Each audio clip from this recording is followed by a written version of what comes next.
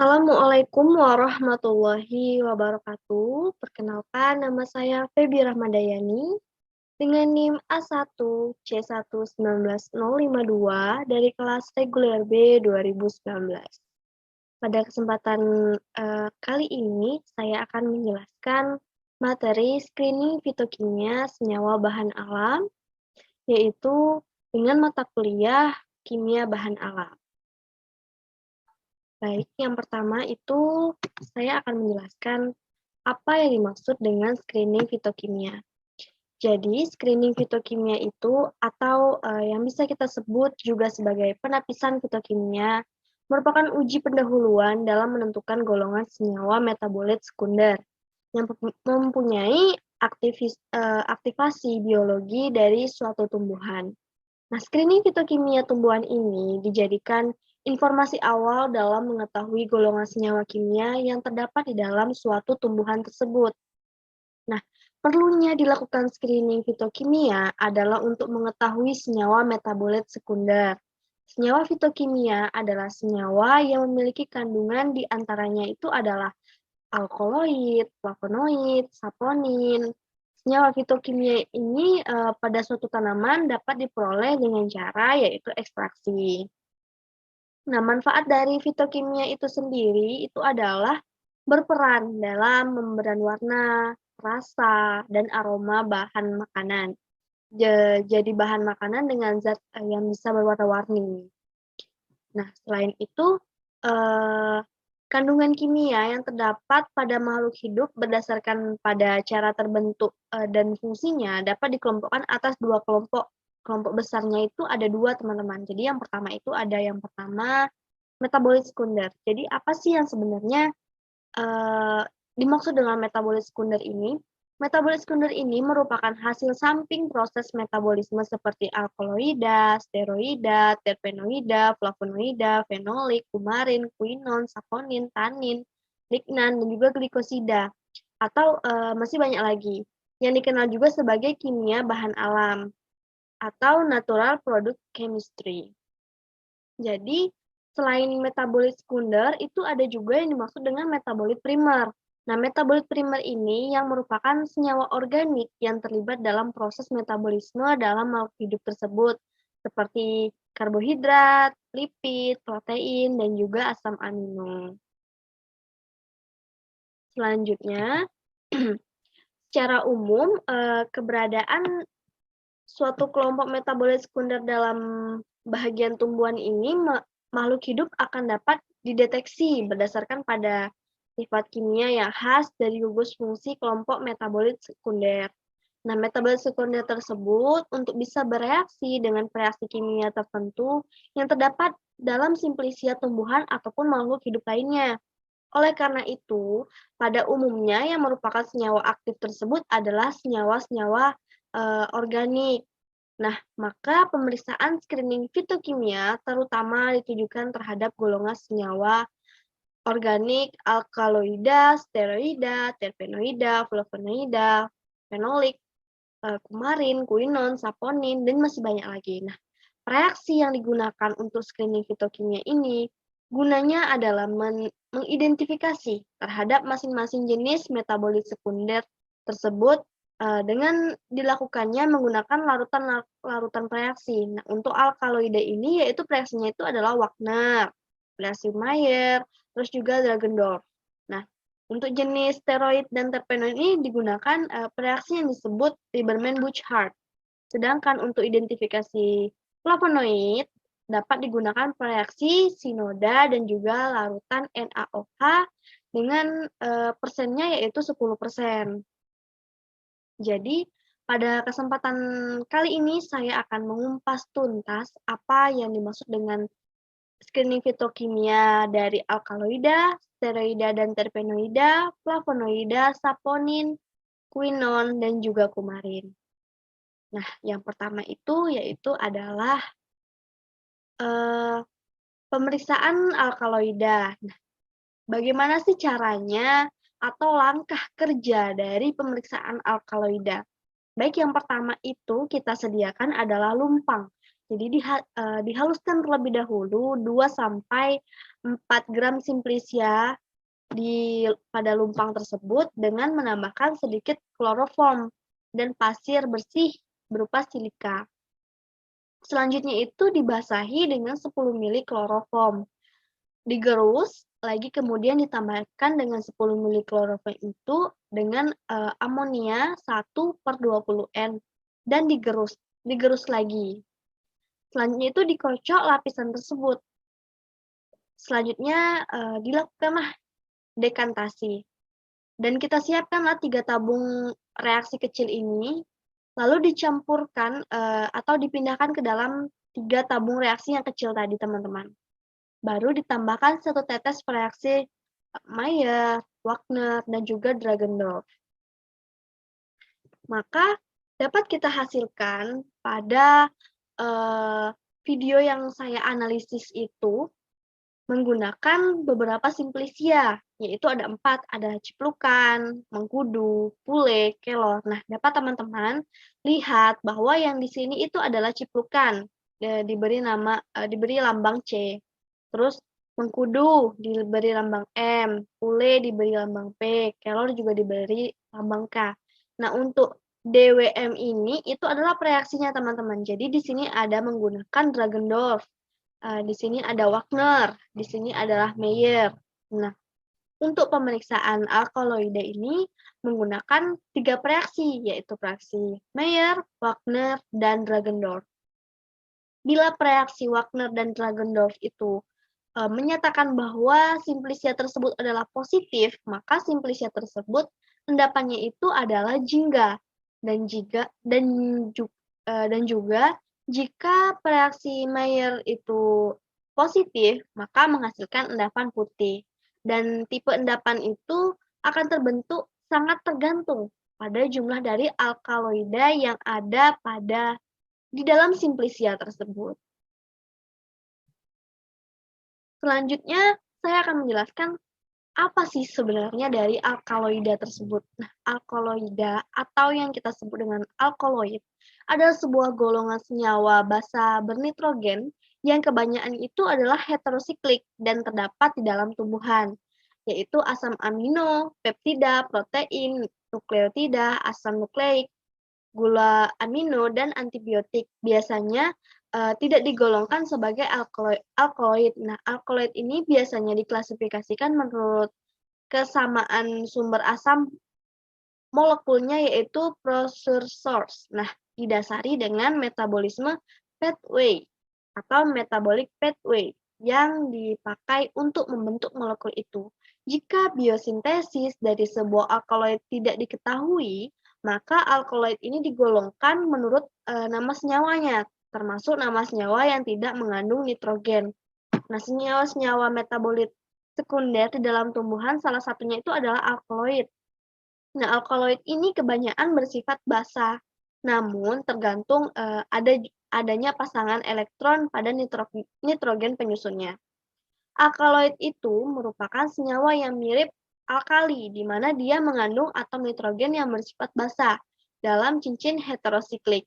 Karena alkaloid ini bersifat basa, maka tumbuhan yang mengandung alkaloid biasanya akan memiliki rasa yaitu pahit. Nah, keberadaan alkaloid pada tumbuhan itu tidaklah merupakan zat metabolisme, tetapi lebih merupakan senyawa metabolit sekunder yang memiliki lebih banyak fungsi eutogis daripada fungsi metabolisme itu sendiri. Biosintesis alkaloid melibatkan reaksi perangkap oksidatif antara fenol dan juga metilasi. Saya akan melanjutkan penjelasan saya yang kedua, yaitu screening fitokimia pada flavonoid. Jadi, bagaimana kita mengetahui bahwa Simplisia tumbuhan tersebut mengandung flavonoid atau tidak? Jadi langkah kerja yang pertama adalah kita siapkan terlebih dahulu tabung reaksi. Nah, dimasukkanlah sebanyak 0,5 gram Simplisia tumbuhan yang telah dihaluskan.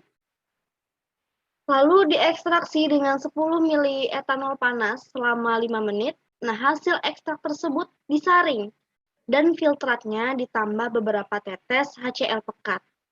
Lalu yang terakhir ditambahkan kurang lebih 0,2 gram bubuk magnesium.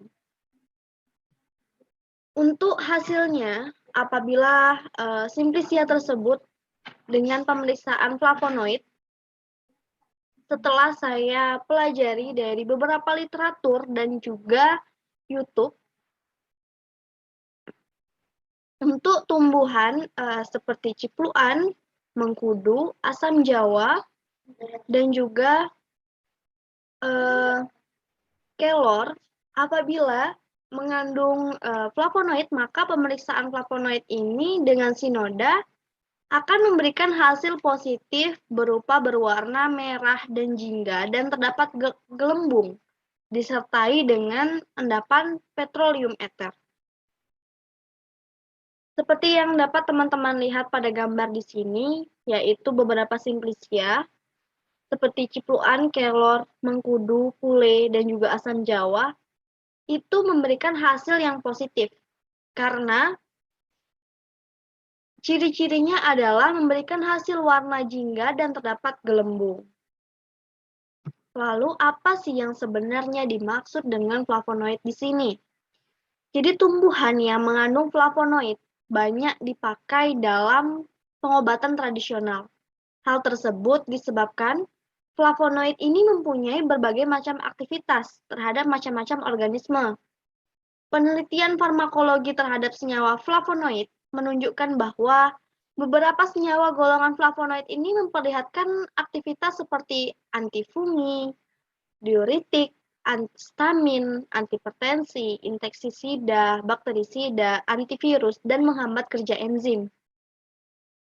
Jadi dapat kita tarik kesimpulan bahwa flavonoid ini merupakan kandungan khas tumbuhan hijau dan salah satu senyawa aktif yang menjadi penelitian peneliti dalam pengembangan obat tradisional di Indonesia. Hal penting dari penyebaran flavonoid ini dalam tumbuhan adalah adanya kecenderungan kuat bahwa tumbuhan yang secara taksonomi berkaitan akan menghasilkan flavonoid yang jenisnya serupa. Jadi, informasi tumbuhan yang diteliti seringkali didapatkan dengan melihat pustaka mengenai flavonoid terdahulu dalam tumbuhan yang berkaitan misalnya dari marganya ataupun sukunya dari tumbuhan tersebut. Untuk screening fitokimia selanjutnya yaitu pada steroida dan juga terpenoida. Bagaimana kita mengetahui bahwa tumbuhan atau simplisia yang ingin kita ketahui itu mengandung steroida ataupun terpenoida, maka kita akan melakukan sebuah percobaan. Kita siapkan terlebih dahulu adalah sebuah Erlenmeyer, dimasukkan simplisia, ditambahkan 5 gram kering ke dalam Erlenmeyer tersebut sebanyak 250 ml dan ditambahkan 25 ml itu etanol dan selanjutnya itu akan diaduk. Setelah itu dipanaskan di atas penanas air. Nah, jangan menggunakan api, karena apabila menggunakan api langsung akan terbakar. Jadi harus menggunakan sebuah alat praktikum yang diisi air lalu dipanaskan. Ditunggu selama 10 menit lalu disaring dalam keadaan panas. Diuapkan filtrat pelarutnya dengan rotary evaporator atau dengan menggunakan penanas air untuk memperoleh ekstrak etanol. Langkah selanjutnya yaitu dititrasi ekstrak pekat etanol dengan sedikit ether dan beberapa tetes larutan ether ini ditempatkan dalam 2 lubang plat tetes dan dibiarkan kering. Lalu ditambahkan 2-3 tetes anhidrida asam asetat dan diaduk. Ditambahkanlah 1 tetes asam sulfat pekat dan diamati warna yang terbentuk. Lalu dicek dengan menambahkan asam sulfat pekat pada lubang plat tetes yang selanjutnya akan kita amati warnanya. Apa warna yang akan terjadi pada simplisia tersebut. Dapat teman-teman lihat di sini, saya sudah melihat dari referensi YouTube dan juga literatur. Untuk tumbuhan yang ini itu adalah mengkudu. Dan ini adalah pule, dan yang ini adalah asam jawa, dan sebelahnya itu adalah kelor. Nah, untuk pemeriksaan steroid dan terpenoid, apabila menggunakan metode Lieberman-Buchardt, hasil positif tersebut ditandai dengan timbulnya warna merah atau ungu yang tidak stabil. Nah, kemungkinan dikarenakan adanya triterpenoid. Sedangkan steroida ditandai dengan warna hijau. Jadi di sini mengkudu dan juga asam jawa itu merupakan triterpen, dan juga pule dan kelor itu adalah steroid. Jadi sebenarnya apa yang dimaksud dengan terpenoid di sini? Jadi terpenoid ini merupakan senyawa kimia yang terdiri dari beberapa unit isoper. Kebanyakan terpenoid ini mempunyai struktur siklik dan mempunyai satu gugus fungsi atau lebih. Terpenoid ini umumnya larut dalam lemak dan terdapat dalam sitoplasma sel tumbuhan. Senyawa terpenoid terdiri atas beberapa kelompok. Senyawa terpenoid ini adalah salah satu senyawa kimia bahan alam yang banyak digunakan sebagai obat, dan sudah banyak peran terpenoid dari tumbuh-tumbuhan yang diketahui seperti menghambat pertumbuhan, atau peran terpenoid ini seperti mengangkat pertumbuhan-tumbuhan pesaingnya dan sebagai insektisida terhadap hewan tinggi.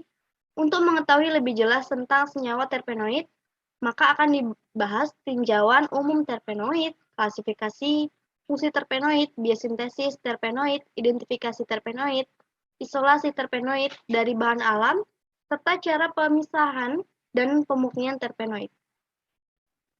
Baik, selanjutnya yaitu adalah untuk screening fitokimia pada saponin.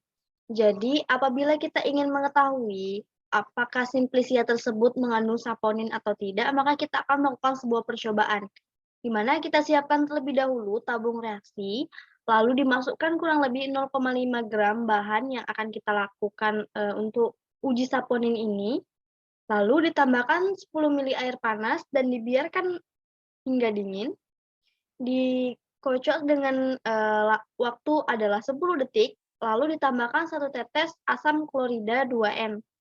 Nah, untuk hasilnya, apabila pemeriksaan tersebut positif terhadap saponin, maka akan terlihat bahwasanya akan terdapat sebuah busa, di mana busa tersebut stabil setinggi 1-10 cm selama 10 menit. Jadi apabila kita melakukan sebuah percobaan dan bahan yang kita uji tersebut terdapat busa selama 10 menit dengan tinggi 1-10 cm, artinya bahwa bahan yang kita uji tersebut adalah positif mengandung saponin. Jadi saponin di sini adalah banyak dimanfaatkan untuk kepentingan manusia karena saponin ini memiliki aktivitas yang luas seperti antibakteri, anti jamur, kemampuan menurunkan kolesterol dalam darah, dan menghambat pertumbuhan sel tumor. Nah, saponin ini adalah jenis senyawa kimia yang berlimpah dalam berbagai spesies tumbuhan. Senyawa ini merupakan glikosida amfipatik yang dapat mengeluarkan busa jika dikocok dengan kencang di dalam larutan tersebut. Nah, busanya bersifat stabil dan tidak mudah menghilang. Selanjutnya, itu adalah pemeriksaan pada quinon. Untuk mengetahui apakah bahan tersebut mengandung positif terhadap uji quinon atau tidak, kita lakukanlah sebuah percobaan, di mana dimasukkan potongan halus simplisia tumbuhan tersebut, lalu diekstraksi dengan ether. Untuk hasil dari pemeriksaan quinon di sini, apabila hasil ujinya itu positif, maka terdapat warna seperti terlihat pada gambar. Di sini ada warna jingga dan tercampur secara homogen dengan pelarutnya, yaitu pelarut ether tadi. Lalu, apa yang dimaksud dengan quinon? Nah, quinon ini merupakan golongan senyawa organik yang diturunkan senyawa aromatik seperti benzen atau naftalena, lalu dengan perubahan CH dari kelompok C dengan penataan ulang ganda sehingga menjadi struktur dion siklik terkonjugasi. Nah, golongan quinon ini mengandung beberapa senyawa heterosiklik Quinon bekerja dalam metabolisme sebagai agen pentransfer satu elektron untuk membentuk radikal semiquinon yang kurang stabil pada reduksi yang dapat balik. Nah, untuk pemeriksaan selanjutnya adalah pemeriksaan kumarin. Apabila kita ingin mengetahui bahwa simplisia tersebut positif atau tidak terhadap uji kumarin, maka kita akan melakukan sebuah screening fitokimia. Dengan langkahnya itu yang pertama kita siapkan terlebih dahulu tabung reaksi, lalu diekstraksi metanol atau ekstrak etanol dari simplisia tumbuhan, dideteksi keberadaan kumarinnya dengan cara ekstrak etanol dan metanol, dan dikromatografi lapis tipis dengan menggunakan eluen etil asetat atau metanol dengan perbandingan yaitu 9:1 atau juga 8:2. Dapat teman-teman lihat di sini larutan yang sudah kita lakukan sebuah uji. Apabila pemeriksaan kumarin tersebut hasilnya itu ujinya positif, maka apabila disinari ultraviolet ini gelembungnya dengan panjang 360 nanometer, kumarin ini biasanya akan berfluoresensi biru. Dan apabila noda diberi uap amonium, akan terlihat noda yang berwarna kuning. Jadi apabila tanda-tanda tersebut terdapat pada bahan atau simplisia yang kita uji, maka bahan tersebut adalah positif mengandung kumarin. Jadi sebenarnya kumarin ini adalah senyawa metabolit sekunder berupa minyak atsiri yang terbentuk terutama dari turunan glukosa nonatsiri saat penuaan atau pelukaan. Nah, hal ini penting terutama adanya tumbuhan alfalfa dan semanggi manis di mana kumarin ini menyebabkan timbulnya aroma yang khas. Dan sewaktu-waktu setelah kedua tumbuhan itu didapat, senyawa organik kumarin telah lama diketahui memiliki aktivitas antiinflamasi, antioksidan, anti alergi, antitrombotik, antivirus, dan anti kanker. Jadi, senyawa kumarin ini sangat bermanfaat bagi kita semua, tentunya bagi kita sebagai manusia yang memanfaatkan hasil dari uji kumarin ini untuk obat-obatan, karena dapat memiliki aktivitas antiinflamasi, antioksidan, anti alergi, antitrombotik, antivirus, dan anti kanker.